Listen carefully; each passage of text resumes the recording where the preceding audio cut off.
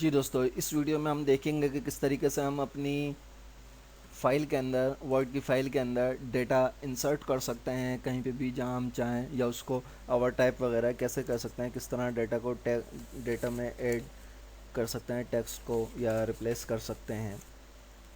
تو سب سے پہلے ہم یہاں اسٹیٹس بار میں آئیں گے، جو بلو ہے یہاں پہ رائٹ کلک کیجئے اور اوور ٹائپ اس آپشن پہ آ جائیے۔ یہاں پہ انسرٹ یا اوور ٹائپ ہے، اس پہ چیک لگا دیں۔ یہ باقی چیزیں بھی آگے دیکھیں گے۔ اور دوستو، یہ جو میں آپ کو بتا رہا ہوں یہ تھوڑا ایڈوانس کا پارٹ ہے۔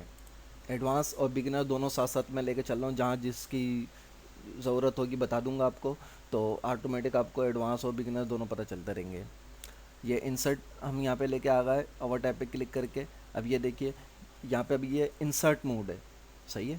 یہ اوپر لکھا ہوا بھی آ رہا ہے، text you type will be inserted at the insertion point. Insertion point کیا ہے؟ جہاں پہ یہ میرا کرسر بلنک کر رہا ہے، یہ میرا انسرشن پوائنٹ ہے، یہ انسرشن پوائنٹ ہے۔ اب یہاں پہ میں کچھ بھی لکھوں گا تو وہ انسرٹ ہوگا۔ اگر میں اس پہ کلک کروں تو یہ اوور ٹیپ ہو گیا۔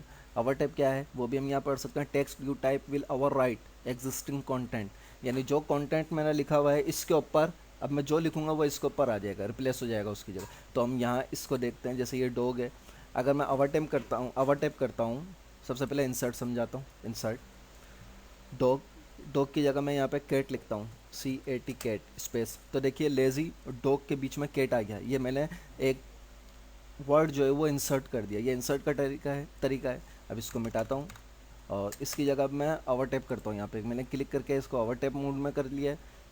اب یہاں پہ میں لکھتا ہوں کیٹ، CAT کیٹ، تو وہ ڈوگ کی جگہ ریپلیس ہو گیا کیٹ، ٹھیک ہے۔